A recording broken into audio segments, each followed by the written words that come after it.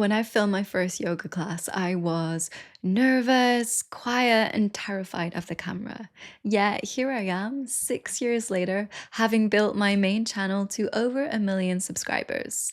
But it wasn't luck, it took a lot of hard work and a lot of like 1% progressions, 1% improvements. So I wanted to take you through the years to show you how I made this happen. If you want to do something similar, hopefully it'll give you a more realistic idea of what YouTube's actually like. Because I know we see a lot of these overnight success stories, but my reality wasn't that. My experience was a lot of hard work. It was a long slog, but 1,000% worth it.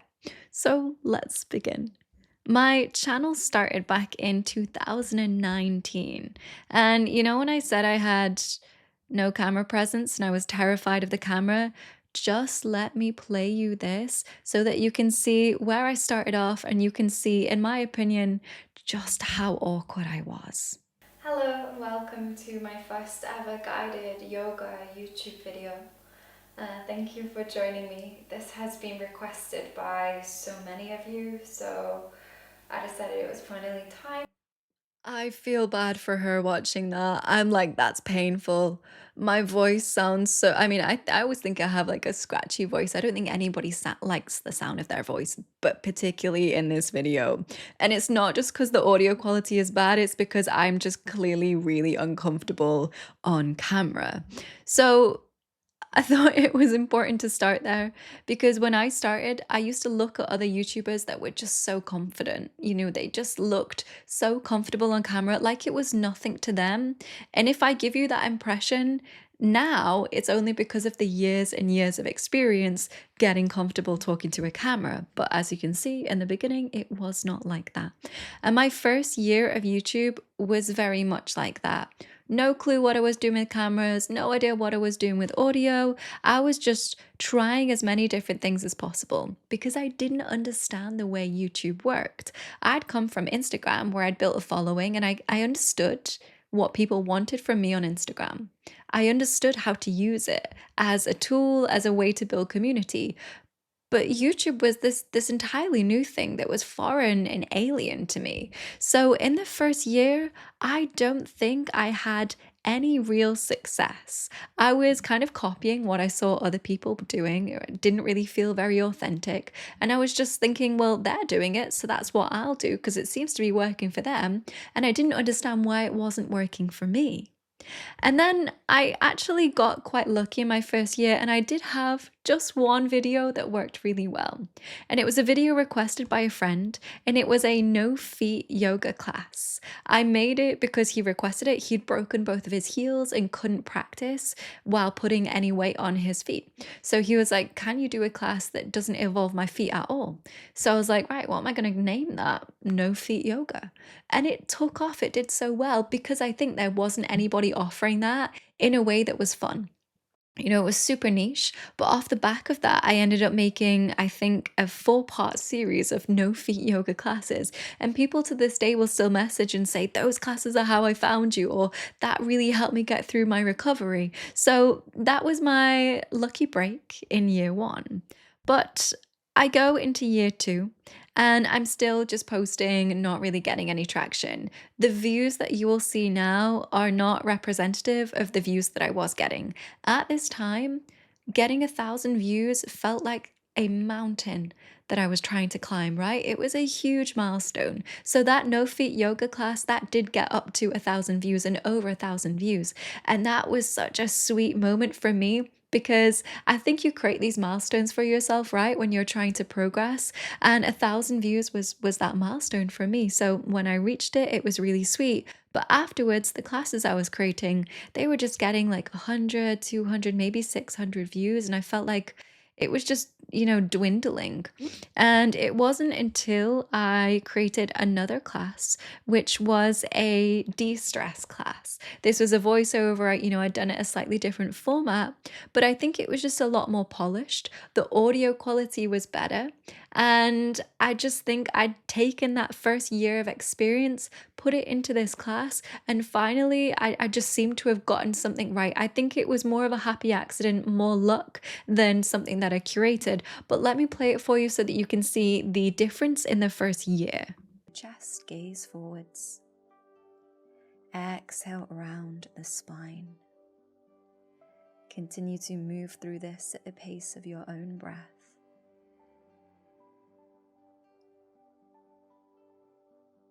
And then send the hips to the heels and settle into child's pose. I'm smiling because already I know what I was feeling at this point is that I was feeling so much more confident in the way I was teaching. I think you can even pick it up in my voice. I've made the room look a little bit better. There's small improvements, but that is one of the things I always say is key when you're setting off on any kind of journey, when you're working towards a clear goal. You're not going to get there overnight. It's just about refining the process 1% at a time. And I smile when I watch this because I'm like, yeah, that was a year worth of progress. And it shows. Like, maybe not so much to other people, but to me, it really shows. So that had been successful. Then for the rest of, I think we're getting into year 2 now.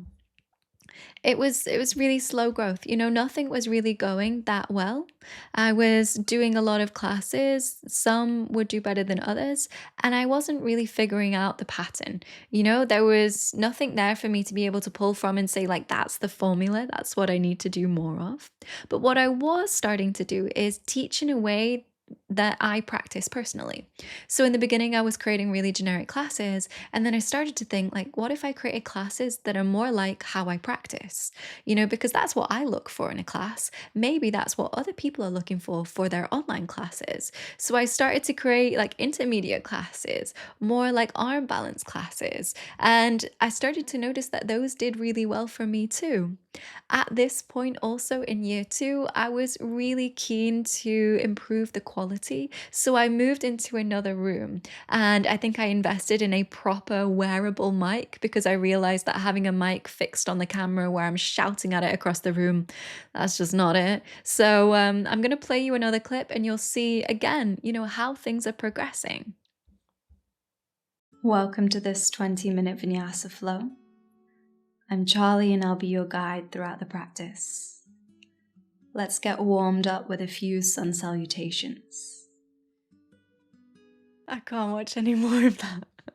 I don't know if you can pick up the quality difference, but I do. I see it. Sometimes it's like a few steps forwards, a few steps back, but overall, we're moving forward. And, I was really starting to think about the whole production quality. I think I was putting more effort into my appearance, how I was presenting myself, considering the viewer more. And that's kind of how year 2 went. I also think in year 2, I created my first 30-day yoga challenge because I'd seen a lot of people doing that and I thought that's going to be great. My first 30-day yoga challenge tanked. Like, I say tanked in the way that I just felt really deflated by it because it was so much work and then I felt like nobody was really seeing it. I didn't have the experience that I have now. Like, I didn't know how to curate those 30 days in a way that would take people through a journey. I didn't really know who the target student was. Like, what level was I aiming? There was so many things that I just didn't know. But I'm going to play you a video from the first class of that. And this is getting into my 3rd year, right? So when I posted that. Position.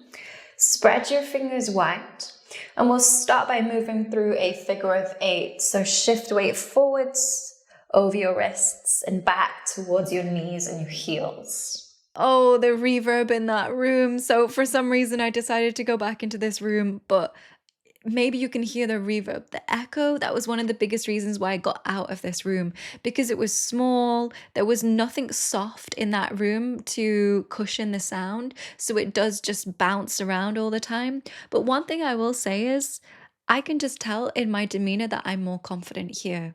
And that is what getting 3 years in will get you. Even though, I wasn't really getting the views that I wanted to get, I couldn't call this my full time job. I was getting closer to where I wanted to be. And I think at this point, I was starting to get like 1,000 views, maybe a class, which felt like, a huge, huge achievement. So definitely not something to like not celebrate. Then I think carry on through year 3, and I think I do more of these series, and I think some of them do well, maybe some of them not so much. But again, that it's not really taking off the way I want it to. I still feel really visible invisible. And this is why I always say to people my YouTube journey was like 4 years of invisibility, and then 2 years of it really taking off, and it's been really quick since then. But I think the key is I needed those 4 years to hone my craft, to get confident, because had I have been getting the views that I get now from day one, I don't think I was prepared for it as a teacher. I don't think I had the skills as, somebody putting themselves out there on the internet. I wasn't prepared for that. So I needed that 4 years. But that's not the case for everybody. So then when I'm getting into my fourth year, I decide I really want to start taking things seriously. So this is when I decide to move out of that tiny box room and go and hire other studios. So I used to drive on a Saturday to a studio that was about an hour and a half away from me. And then I would hire it for 4 hours, film as many classes as I could, and then drive back. And this was actually really beneficial because it got me used to that process of going onto a filming trip, getting organized with all of my class plans ahead of time, going through that process where I film in bulk, which got me in great stead for what I do now when I go on filming trips. But it also just added a level of professionalism that I didn't have before. So again, I want to play a clip just so you can see how things have developed from the first class to now year 4. And then draw them in.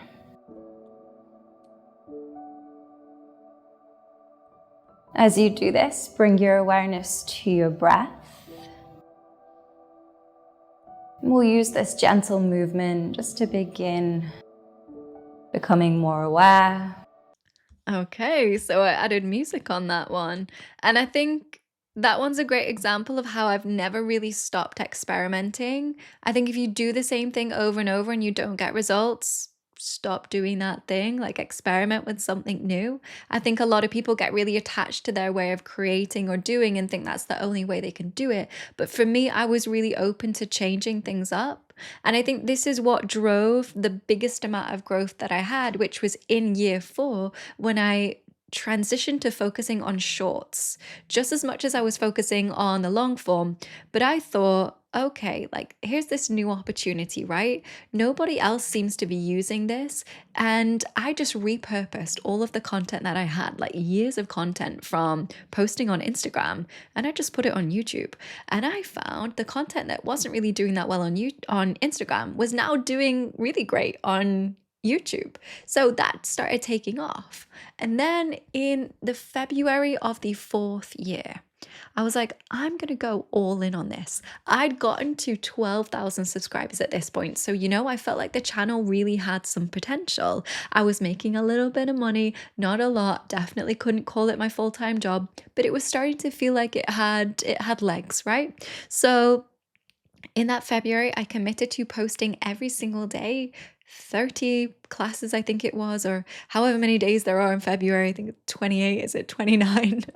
And in that month, things took off from 12K subscribers to 40K subscribers. And as a result, more people were finding my long form classes as well. And I consistently started to get about 10K views. And all of a sudden, very quickly, in the space of, I'd say about 2 months, I went from making maybe like 100 to 200 pounds a month to making my salary, what I was making at the time. And then as soon as my YouTube channel salary replaced my real job salary, I was like, I'd be crazy not to go all in with this. But I was on the cautious side. So I let that run for a few months. I was doing YouTube pretty much full time, and I also had a full time job. And I was doing that. And then it got to the October, and my dad was like, go all in. Like, because at the time I was working for my family business and I was trimming classic cars, helping my dad with that. And he was like, I know this isn't what you want to do. Go and do YouTube. So that's when I really committed, started going on my first filming trip. I went to Mallorca, super excited to do that. And I filmed my first 30-day yoga challenge since things had taken off. And I put everything into that. And I think people could feel my enthusiasm. So because people felt that, I think I got that back from people. And I just want to play you one of the videos from that 30-day challenge so that you can see, where things got to. And this isn't even where things are right now. Like, I still think I've grown so much in that time, but this was day one. Welcome to day one of the 30-day challenge. This is a lower body focus flow for all levels, and we'll be working towards. I'm so confident here. Like, I remember just being so excited to be there, to be filming, for this to be my day job. Like, and I think that just really shows. And, camera quality is much better, audio quality is much better. I'd really developed a style where we have the sounds of the birds, and that kind of became my thing. And I've run with that ever since. And if we, scroll through other locations, I've really tried to keep that nature element into it. And sure, things have gotten a little bit more polished, but the way I approach it is the same as when I first started. Just trying to focus on those tiny improvements each class, and overall they add up to, something that looks much more polished than when I first started.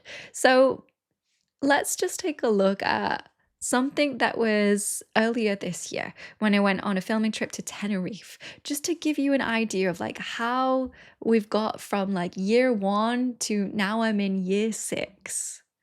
Hello and welcome to this full body intermediate to advanced yoga practice. When you're ready, we'll begin in a seated position. It could be cross-legged or any other way that you enjoy. There's just so much improvement here. And I know, oh, I can't remember how old I was, maybe 23 at the time. If that version of me could see these classes, she would be so proud. And this is why I think it is so important to keep those classes keep those videos from when you first started so that you can look back and give yourself a bit of a runway, because your first class will always be your worst. Your first video will always be your worst. It only gets better from there.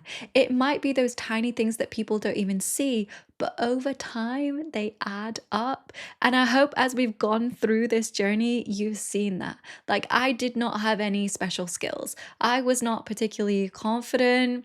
I didn't have any media training, but now I would consider myself as somebody who is, not through luck, but just through determination and hard work. So if you do want to make this your thing and you want to go it alone, then I hope that this inspires you.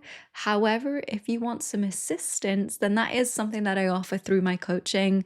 If you're not sure whether you're right for it, then please click the link below and there's a little form for you to fill out so that you can apply. I can get to know, where you're at and see if you're a good fit for the coaching.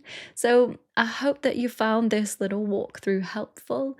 And if you're looking to start this online teaching yourself, then go and check out this video next where I walk you through how to get started.